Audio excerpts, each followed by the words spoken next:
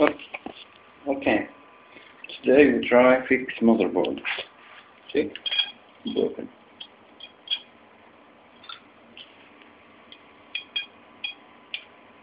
It's VGA port.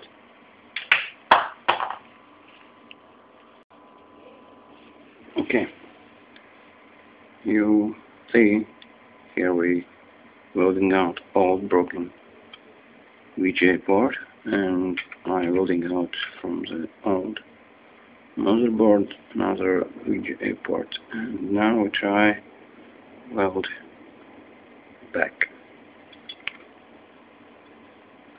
here. Yes. Okay, thanks. Now it's this motherboard and work.